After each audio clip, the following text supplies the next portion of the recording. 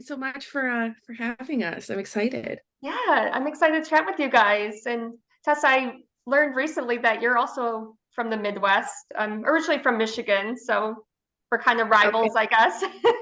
No, it's funny. My dad's from Muskegon, and Oh, my family lived in Spring Lake for a little while. My dad worked in Grand Rapids, so I know Michigan. Michigan's beautiful.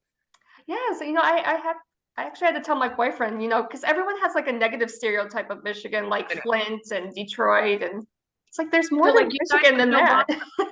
Yeah, they're like, you guys have no water, and it's just corn, and there's nothing to do. I'm like, nah, man. Some of the best beaches in the Exactly. country are in Michigan, straight Yeah, up. I took him to Mackinac Island this past summer, and now he's like, Michigan is so beautiful. And I changed his opinion, which is great.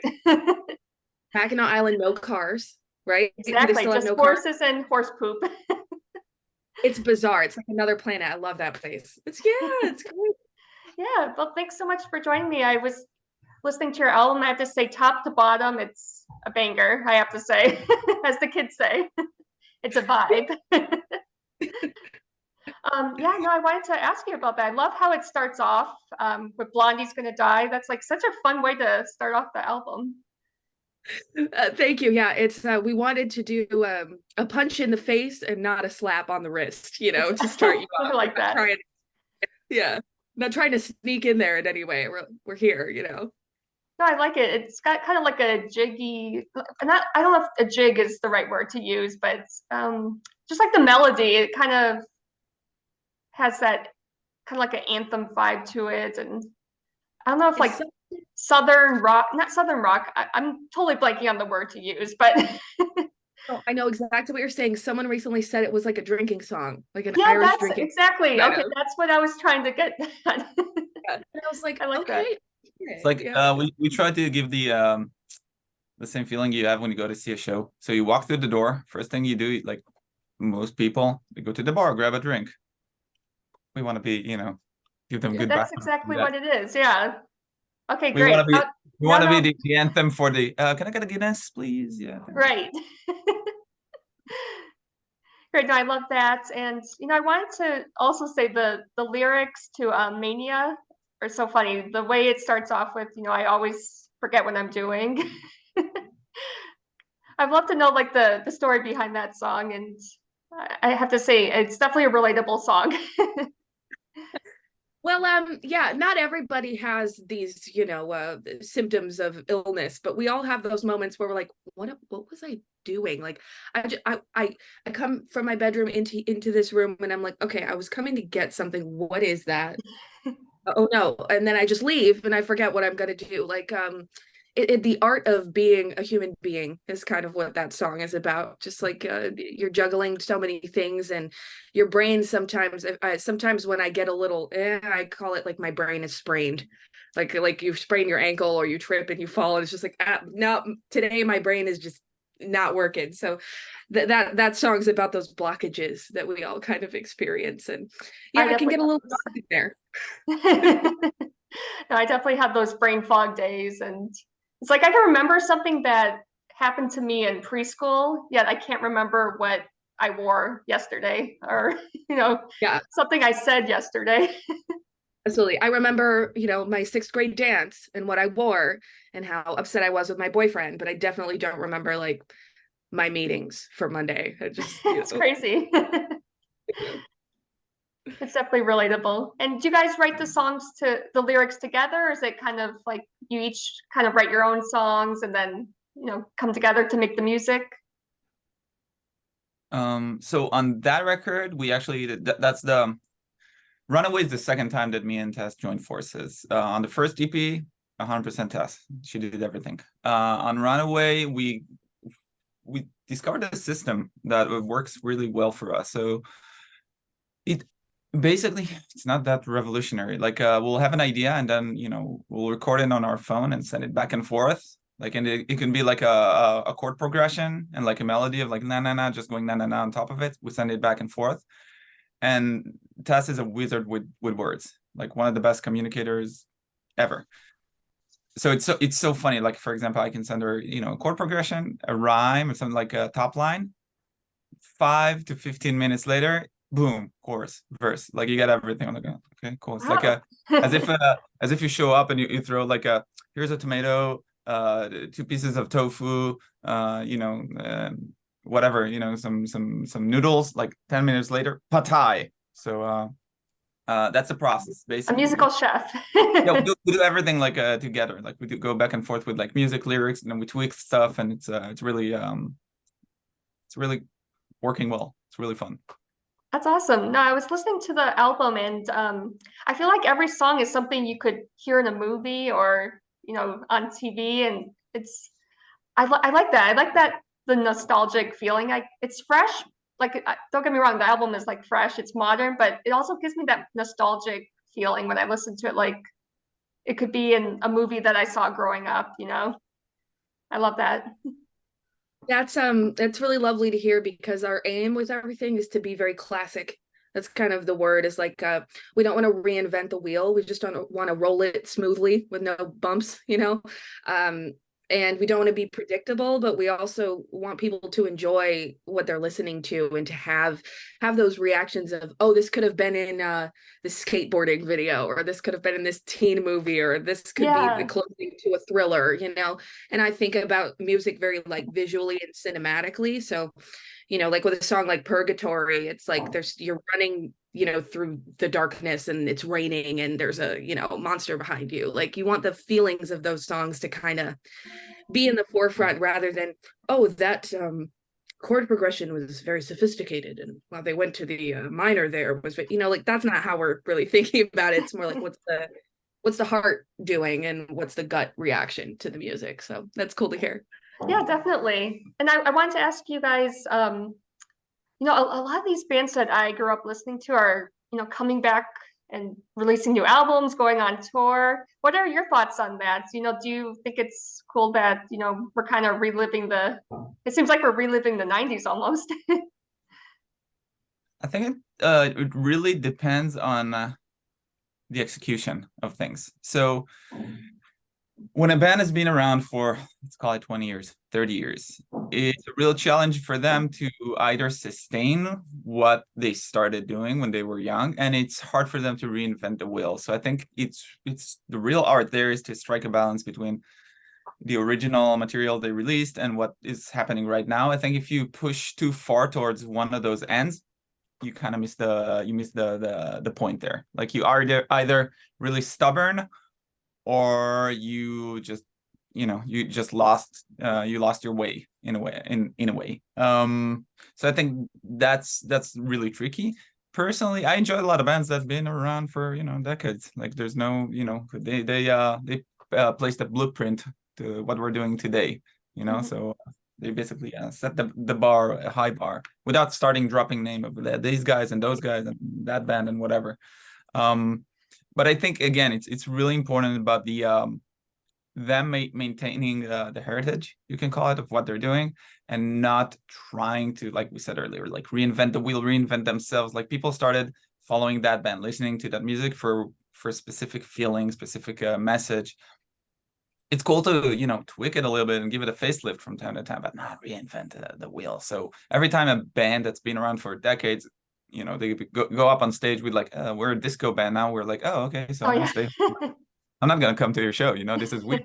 Like, yeah, I think that's my take on that. That makes sense. Yeah. Yeah, it'd be kind of strange if, for example, I know Blink-182 just came out with a new album. It would be interesting to see them as a disco band. I don't think their original fans would be down with that. Yeah, I think we would sooner see Tom DeLonge be abducted by aliens than see them do it. I wonder, is he still doing that? I believe wonder so. if he gave that up. That is fashion. Honestly, if we're dropping name, we're on Camp Alkaline Trio. We're big Alkaline Trio fans. We're stoked that those guys are putting out a record. We're stoked that they have a new drummer. We're stoked that they still maintain the same, same chords and same style and same sound. Yeah, we're excited about that. That's awesome. I didn't realize they came out with a new album. I'll have to check that out. Yeah. It's just a single, but very cool single. video. Very cool video too. We love music videos. That's really cool. And what would you guys say are well, I know it's hard to choose just three, but Let's see if you have 3 favorite rock albums of all time. Oh, wow. That's a loaded question. That's a Right? big I'm gonna let Gideon go first. I say let's make it fun. Let's do this. Let's do this. Let's me play with this question a little bit. Why don't I choose one? Tess will choose one, and then we can both choose one that we agree on. Is that fair? Is that okay? That sounds good. Cool. Now I'm gonna make it unfair, and Tess, you start. Well, Gideon knows what I'm gonna say. The album, I would say, I'm not gonna go with best. I'm gonna say the one that turned me into a monster is American Idiot by Green Day. It's the cliche choice, but it was the gateway drug to punk rock for me. As a kid in Ohio, I didn't have a big scene growing up. I didn't have like an older sibling that was showing me cool stuff. I was the oldest, so I was in charge of being cool, and I was not very cool. So I'm like, getting ready for school, and I'm sure you watch like the MTV hits in the morning. Oh yeah. I hear this, and I'm like, what the hell was that? Who is that? He's short and weird. He doesn't look like Justin Timberlake. What's going on over here? And then I was just like, I got to know everything about this. I'm getting a guitar. I'm getting a drum set. I'm learning how to play all of these songs on every instrument. And then I just became enthralled with, how they got there. So it led me back to bands like Husker Du and the Replacements and Sex Pistols and the Clash. And I had a big Ramones poster on my wall, like within months, and was dressing differently and talking differently. And it's like, if a band has that kind of impact on you as a kid, then you end up like this, like you end up with a different set of things going on. So musically, that album is really ambitious, and I think it has a lot of interesting elements that pull not just from punk, but from like stuff like Queen's Night at the Opera, and there's weird guitar solos and 9-minute songs, and it's just like stuff you can do. Like, here's a bunch of stuff you could do in a song, and it's an interesting listen front to back, and I like the stories and the characters, and it's just a killer record. So that's mine that I think of instantly. That's a good one. For me, I would have to say, well, that's what you'll be shocked. Bad Religion, The Empire Strikes First. Nice.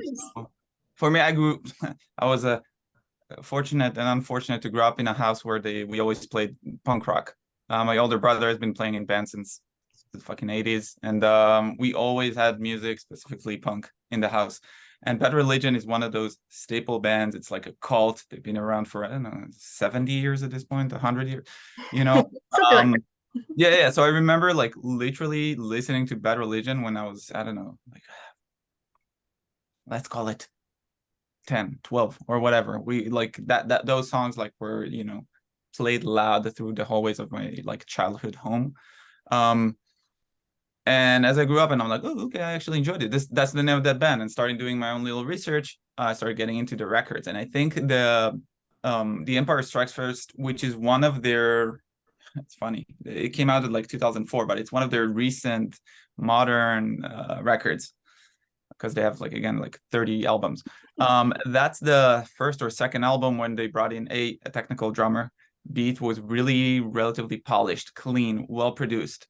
The idea behind Bad Religion is that they combine a lot of elements of like the major, like the main chords of their songs are pretty straightforward.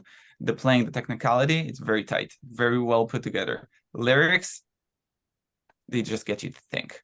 Most of their lyrics are very political, and they're very like criticizing, authorities and the government and society in general. But the way they manipulate lyrics and language and such, it's really inspiring and really gets you to think.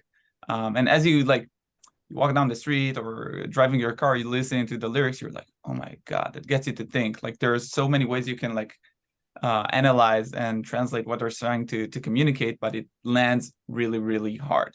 So yeah, Bad Religion is probably my number one band, and that process is probably number one album in my book for that band. A lot of Bad Religion fans will not agree with me, but really? can ask. This is my podcast this morning, and I'll choose first. He's hot take mansplaining podcast man. Yeah, now. I think we'll have to start a debate now and see what people agree with you or disagree with you? Most of the people will probably say Suffers. They're like, this is the most bad religion, this is the most important Bad Religion record. But yeah, they're not here today, so I'm gonna go with Empire Strikes First. Um, and Nice. now we need to choose a mutual one. Yes. So we were recently asked by another publication to talk about like our favorite albums. This is like on the top of the mind, and I don't know, Gideon, maybe I'm wrong, but we love this band called Midtown. You may know the singer from a band called Cobra Starship.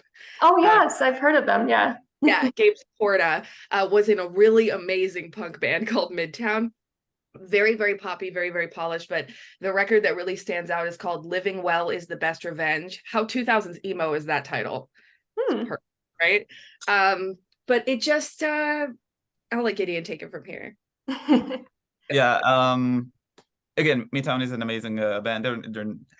Are they playing again, or did they? Yes, they're playing When We Were Young, just like we were talking about earlier. Cool. So yeah, we encountered this question like a week, 2 weeks ago, like what's our favorite album? And we both decided on that album because the style of music is something we connected with at an early age. It's somewhat of a classic thing. I think it came out 2010, Tess? Earlier. Way earlier. Okay, so it came out like several years ago. Again, a really good combination of really melodic, approachable, like fun music. Really great production. 2002. Really Oh, when? 2002. 2002. Yep. I think I used to skate back then. Anyway, fun songs, excellent production. They had a shtick going. They were really cool at the time. You know, like they now it's really not gonna sound cool, but they used to rock like a bell-bottom jeans, I think, and they had like turtlenecks. And like again, right now, if you do that, like you're gonna get canceled for wearing such lame clothes. But back then, it was cool. Yeah, they were awesome. That's an awesome. Bottoms are actually coming back. Yeah, the flares, especially the flares. At least with college kids that I see, I think those are coming back. Big pants, little shirts. I'm very confused by it. It's an odd trend. I need to look into that. It's certainly not. At least in Boston, I see that happening. Okay. Maybe it'll make its way to California eventually. There's too much going on out here. But no, I'll have to check out that album. It sounds like up my alley. I love melodic rock music, so. Yeah. Harmonies, big choruses, really interesting little breakdowns. Like there's some like hardcore like breakdowns in there, but then there's some really, really sincere pop stuff. And then the lyrics are like kind of emo. So you're getting like best of a ton of worlds. And that's kind of something that we try to do too, is like mix together all the best stuff that we like. And hopefully it comes out and it, doesn't make a cake that falls flat, but just, looks nice and that you can eat and you enjoy, Nice. That sounds appetizing. No, it's kind of like that song. It's definitely not punk, but I remember it was on the radio all the time. Pumped Up Kicks. I forget the name of the band, but it was like, oh yeah, it was like so poppy, but the lyrics were so morbid. It was like, you don't realize you're singing something so dark. Welcome to Tess the Details 101. Yeah. The juxtaposition of light and dark. That happens on the album a lot. Like Unnatural Disaster, if you listen to like that song is really like and then you're listening to it and you're like, damn, okay. I really love that song. That's one of my favorites, I have to say. Thank you. Yeah. Some universal themes of, being regretful about your childhood and, wishing your parents had done things differently, but then realizing that they're people too. And they were probably going through having a kid for the first time. And sometimes you kind of need to, the longer you blame your parents for your unhappiness, the longer you are unhappy. I've realized, like, just take ownership of your sadness and try to fix it, Yeah, that's something I've learned recently. It's like you're the only one in control of your happiness. So yeah. I wake up some days and decide to just be pissed off. And that's how I am. That's what it is. No, those are definitely relatable lyrics. And are you guys having any plans to tour for the album? So we do a few things. We have an album release show on December 15th at Bottom of the Hill, legendary club here in San Francisco that we really love. That's where we played our first show. That's just a release show. For next year, we're actually every day now reaching out to promoters, booking agency, local bands. We have a few things that are boiling up. We hope to make some announcements hopefully in the coming weeks. But yeah, we hope to spend a good portion of 2024 on the road, promote this record, making new friends, basically having a laugh. Yeah, that's the idea. Nothing is official just yet, but we're definitely working on it. Oh, that's exciting. Yeah. And I saw that you guys released the album also on vinyl, which is really cool because that's definitely coming back. And I've been collecting vinyl, so I'm excited about that. Yeah, the vinyl process was really interesting.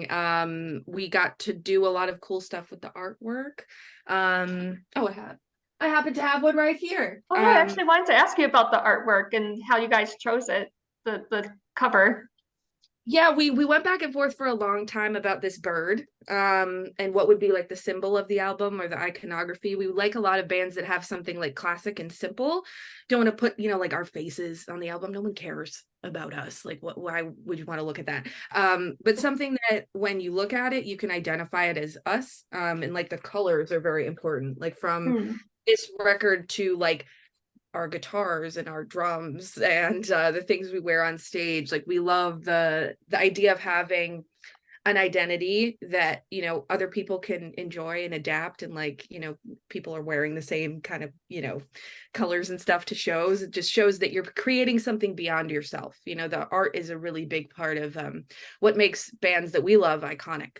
So yeah, but the vinyl process was amazing. Our label, Double Helix Records, is like a vinyl first label. They are so meticulous with everything, like the artwork, the lyrics. Like there's a booklet with all the lyrics and everything. And the vinyl plant that we used, Burlington Record Plant, is just boutique. They make everything by hand, so all the records are done individually.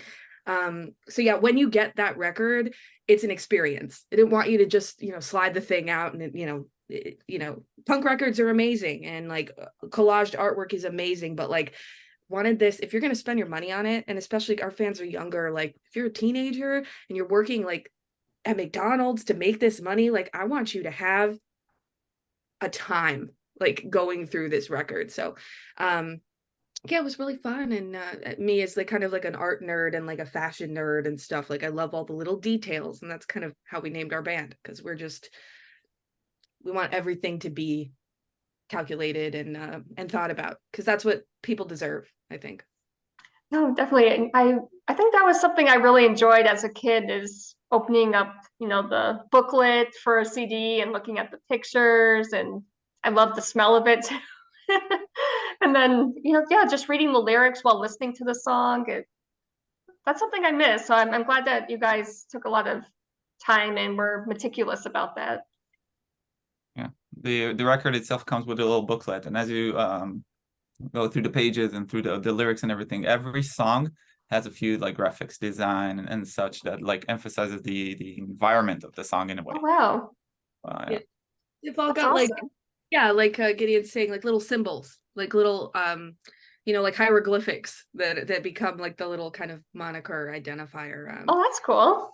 Yeah, all of my favorite bands growing up had all of these little Easter eggs and like little references to things, and it's like, if you're not creating your own myth, who's gonna do it for you?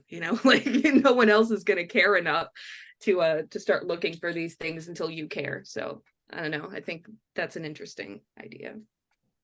Oh yeah, absolutely. No, that's cool. I can't wait to order one and go through it. It's fun collecting vinyl, but sometimes I have to like restrain myself from buying too many, because I go to the record store and I'm like, oh, I want this, and yeah, it's dangerous. Anytime I go into a record store, I have to look at all the Elvis records. Oh, really? I have like a serious problem. Like I have so many Elvis records because he released like stuff that has like 2 songs and then he talks for 10 minutes. And you're like, Oh, what? wow. Why is the B-side an interview? That's weird. You know. Um, but yeah, it definitely could become an obsession for sure. Have you seen those new movies that came out about Elvis? Many times. Don't get me started. I'm like the biggest Elvis nerd you'll ever meet. Like I think like Bam Margera's dad is like the only person that's nerdier about Elvis than Well, I did not realize that. yeah. The thing about Elvis that I appreciate is how he interacted with fans. So like I learned a lot about how you treat people when they come up to you after the show. If they buy something from you, you know, how to be a good customer service representative for your band, because like that's what you're doing when you're at the merch stand. You're not just throwing t-shirts at people and going fuck off, you know. It's like they took the time to do this. They watched your set, they enjoyed it. Like Elvis would give people, he would get in trouble because he'd give people the capes that he was wearing that cost like Oh. thousands of dollars to make, and his father, who was this manager, would be like, dude, you can't do that, like we can't make more of those. And he's like, she said she loved my songs, I'm giving it. Like that's what's happening. Like I'll give people whatever. Like a kid came up to me and asked for my shoelace. I got these like new Doc Martens and I was breaking them in and my heels were like bleeding and I was walking around and this kid's like, I make bracelets out of people's shoelaces and I want yours and I'm gonna make a bracelet out of it and wear it every day to school. And I was like, fine, here. Like hobbling around with like my shoe falling off. Oh, wow. I can see in a few years a kid leaving the venue with the last ball, you know, and Tess is like, can we go to Guitar Center tomorrow? Like, the kid was really polite, and I'm like, I kind of sort of gave him my last ball. Yeah, we're a little ways, a couple albums away from being able to do that, but I will. Like to see somebody that excited about something you made means everything, and the material things can't add up to that, and that's I don't know, that's just how I feel, I guess.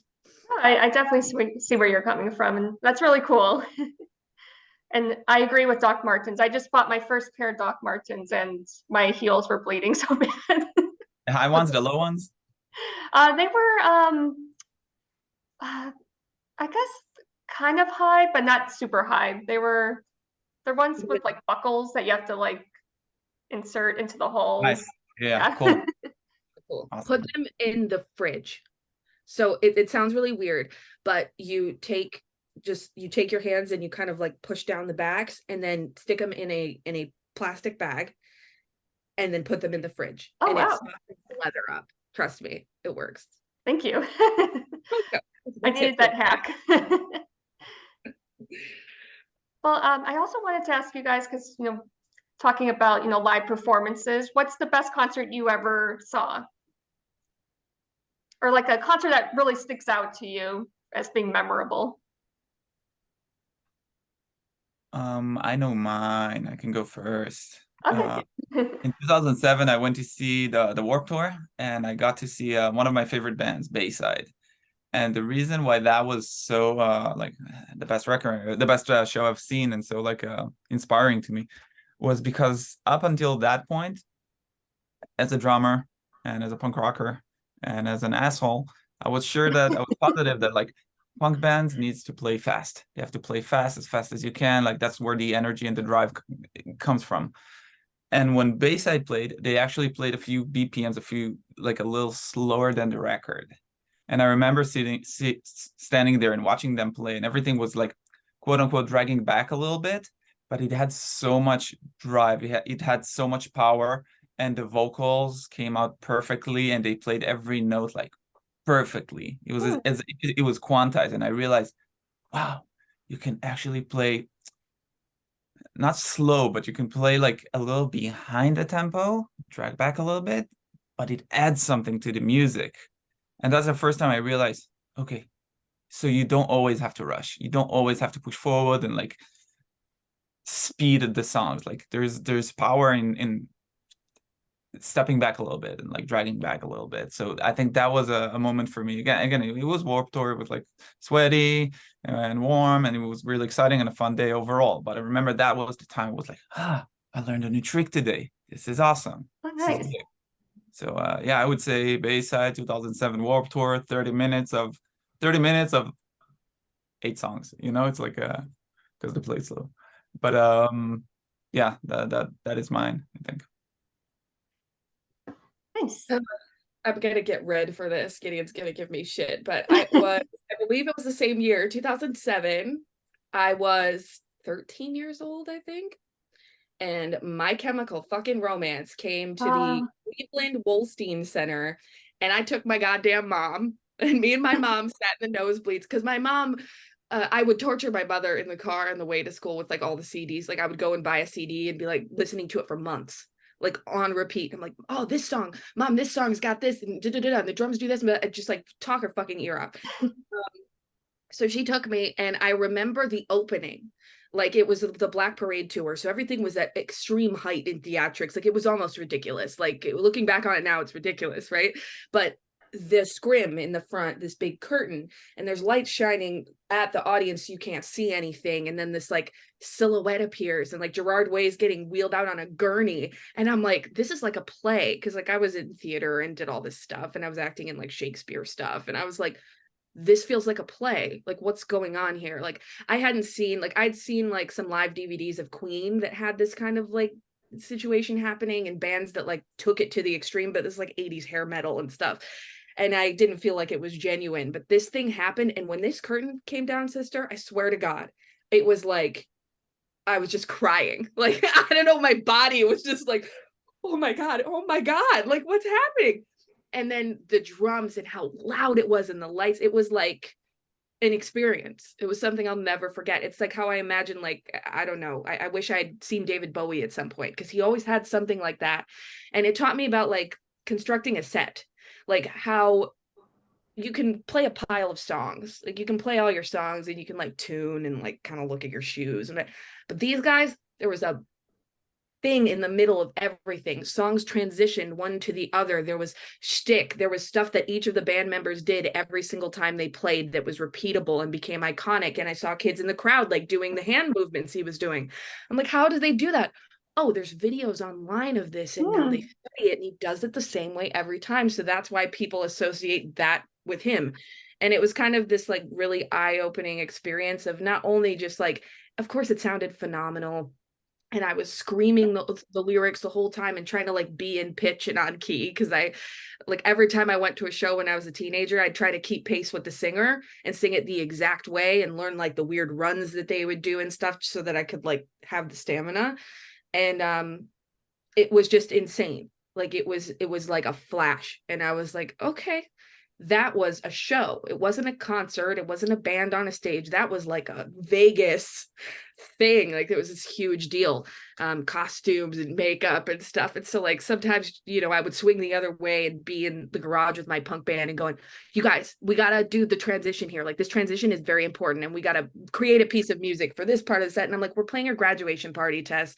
You can calm down. Like this is not the world tour. But finding those things now with you know all of the intent and the work and the musicianship that we have in this band, like we can do those fun things on stage and still be authentic in ourselves, and some little slapstick moments in our set that are really fun, and we just have a good time. And I think that concert, you know, threw me down a rabbit hole of other bands, like really showy bands that had uniforms, like Foo Fighters on a very specific tour had like these red and black and white outfits, and I was like every day, and they had a wardrobe case, and it just was like all these outfits. I'm like, that's what I want. I don't want to be thinking about what I'm wearing on stage. We all look cohesive.